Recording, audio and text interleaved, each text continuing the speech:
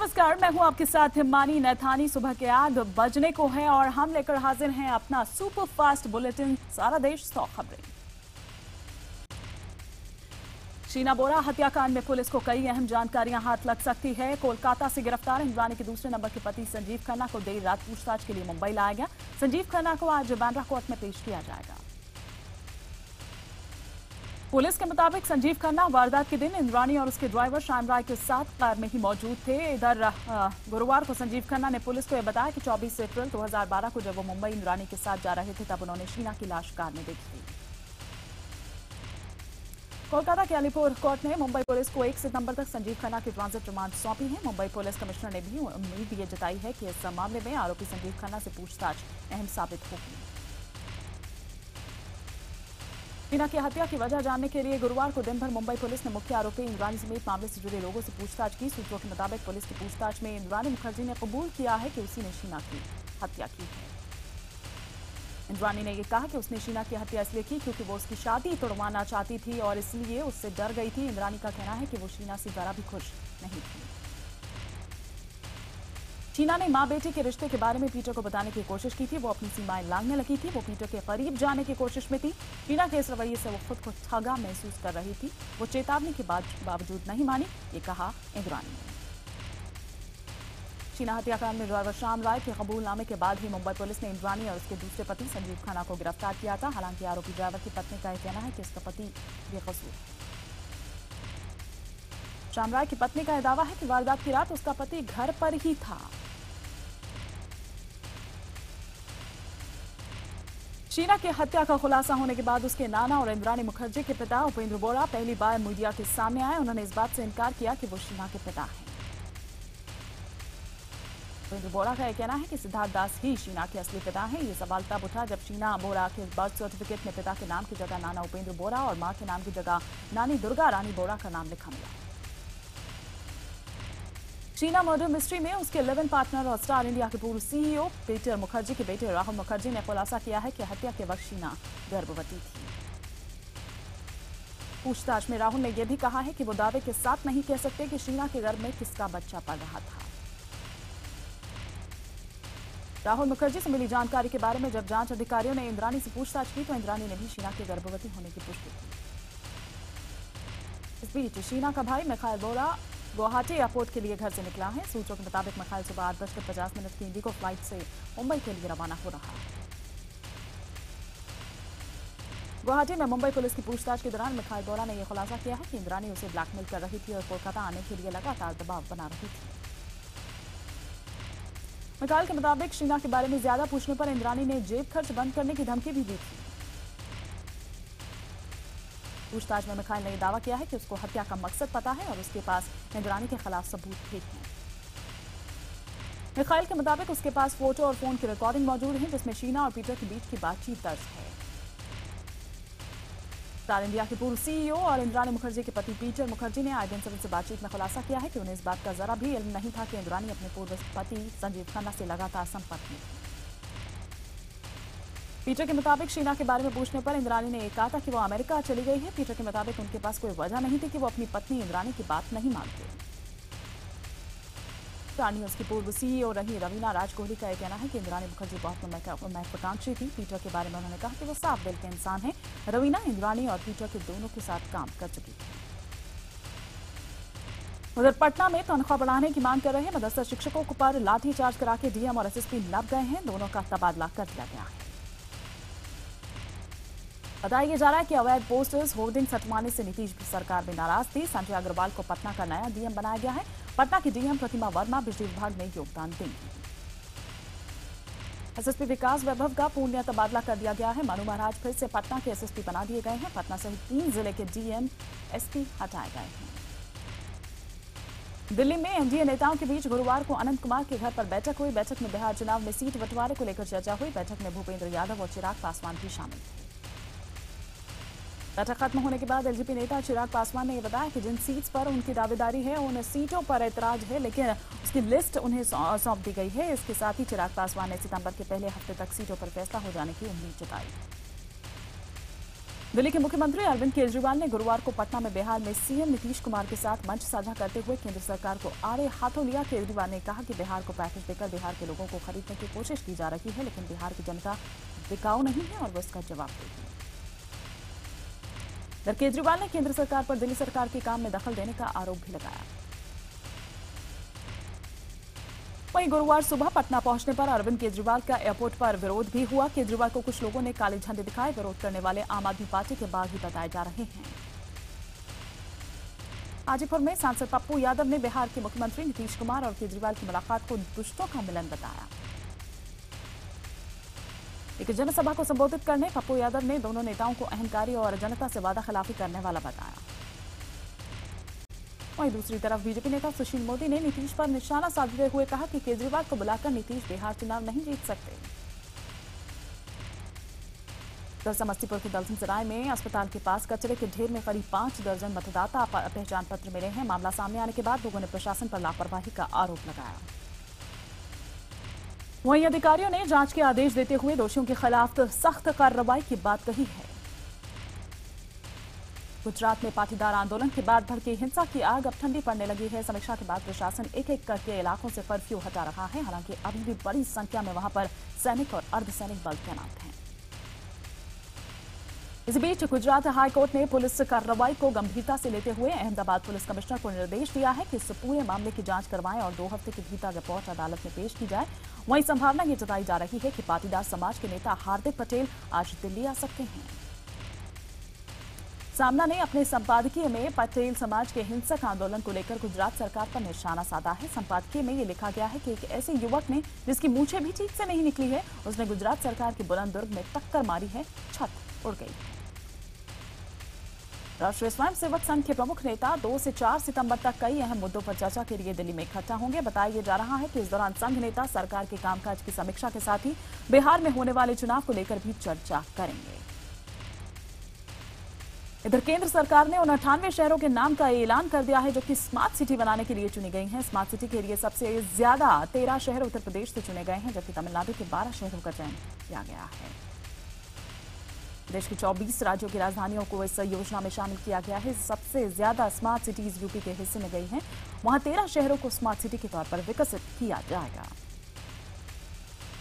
लेकिन पटना, बेंगलुरु, कोलकाता को योजना में जगह नहीं मिली है। केंद्रीय शहरी विकास मंत्री वेंकैया नायडू ने यह बताया है कि स्मार्ट शहरों से शहर का तकनीकी और आर्थिक तौर पर विकास किया जाएगा। इसके लिए सरकार ने 48,000 करोड़ रुपए का प्रावधान किया है।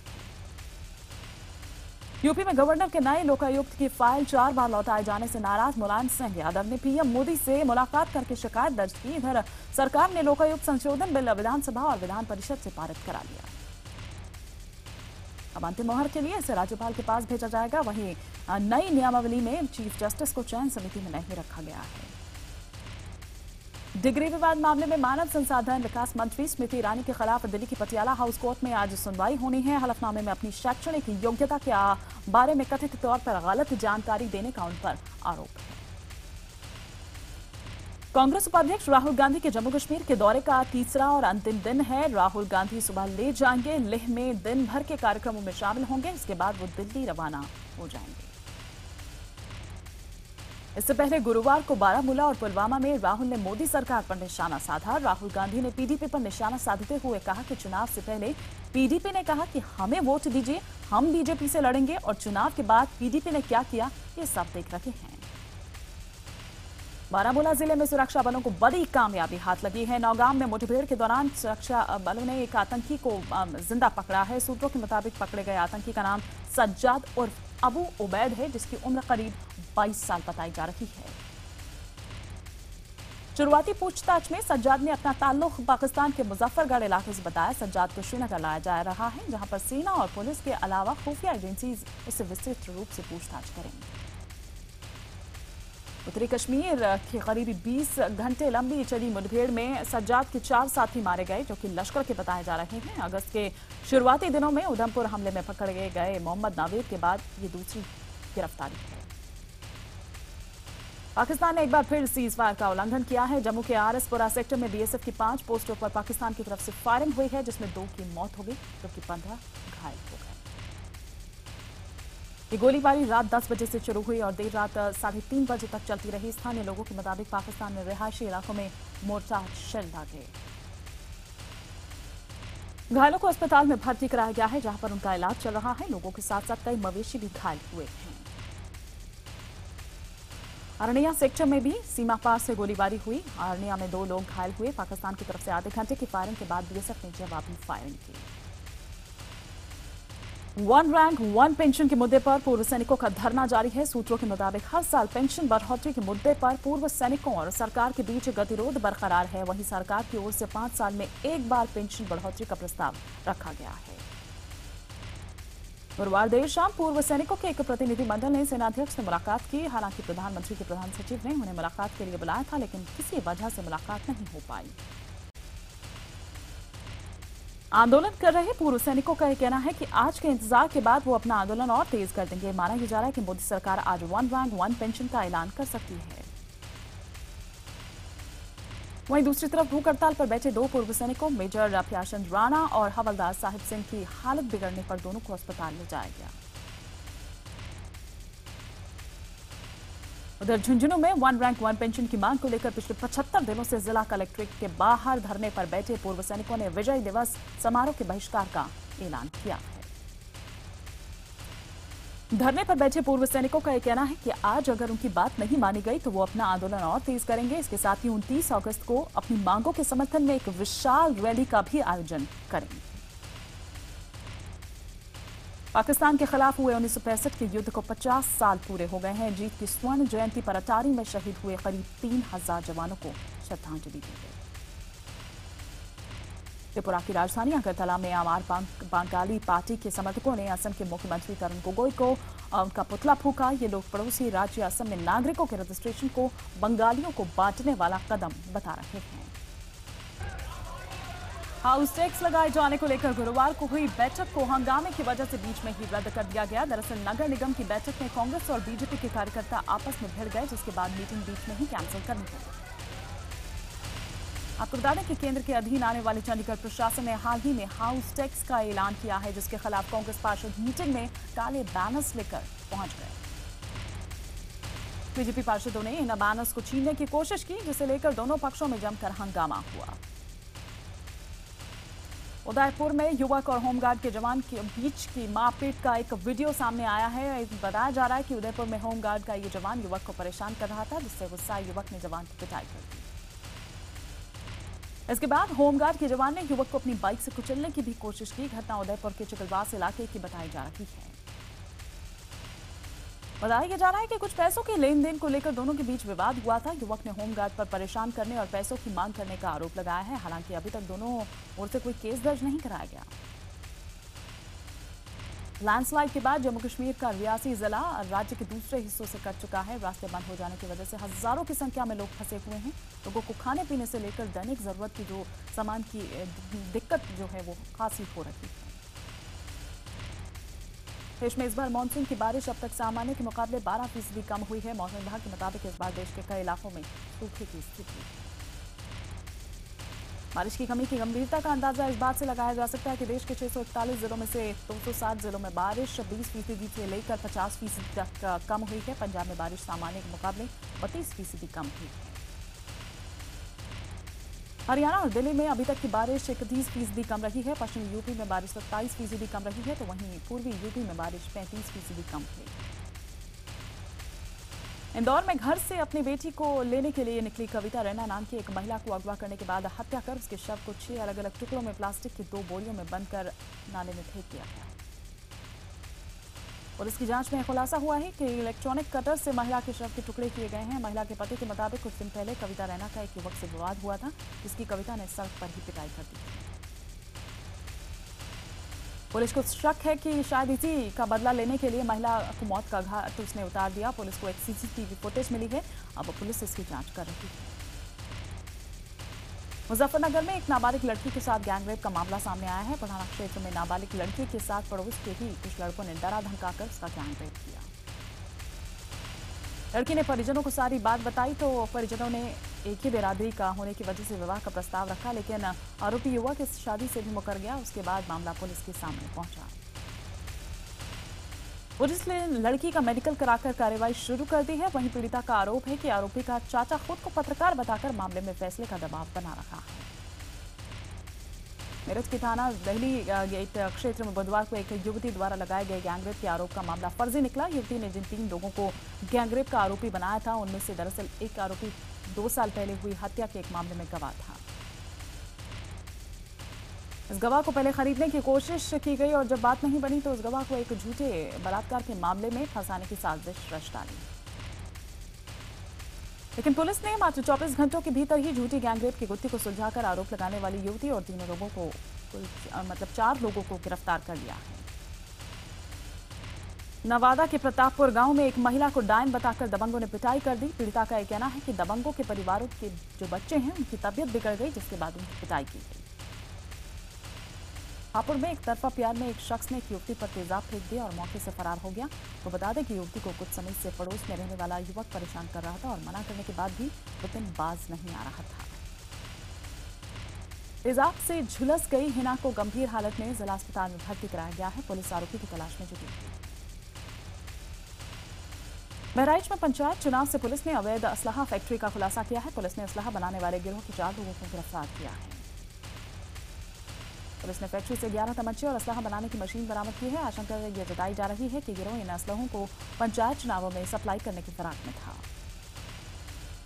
वहीं पुलिस अधीक्षक ने असलहा फैक्ट्री का खुलासा करने वाली टीम्स को इनाम देने की घोषणा की है। रायपुर एयरपोर्ट पर सुरक्षा जांच कर रहे सीआईएसएफ जवानों ने गुरुवार को एक अमेरिकी नागरिक को सैटेलाइट फोन के साथ गिरफ्तार किया और पुलिस के हवाले कर दिया। अमेरिका में रहने वाला यह शख्स सैटेलाइट फोन लेकर रायपुर से दिल्ली जा रहा था। पुलिस ने इस मामले की जांच शुरू कर दी है। इसके साथ ही इसकी जानकारी दिल्ली स्थित अमेरिकी दूतावास में भी दे दी गई है। अब पुलिस इस बात की जांच में जुटी हुई है कि सैटेलाइट फोन से अमेरिकी नागरिक ने कहां और किन लोगों से बातचीत की।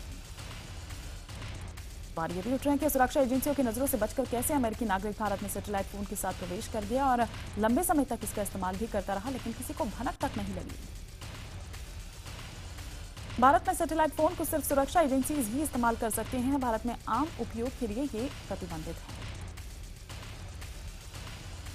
झारखंड के लातेहार पुलिस ने गुप्त सूचना के आधार पर हिसार के जंगलों में छापेमारी कर 50 आईडी बरामद किया है। नक्सलियों ने इन्हें छिपा कर रखा हुआ था।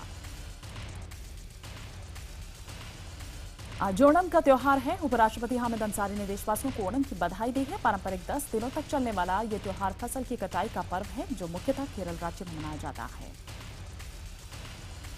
रक्षाबंधन के मौके पर एक दुकानदार ने 1000 कीमत की राखी खरीदने पर 1 किलो प्याज फ्री देने का ऑफर निकाला है। इस तरह के ऑफर को लोग पसंद भी कर रहे हैं।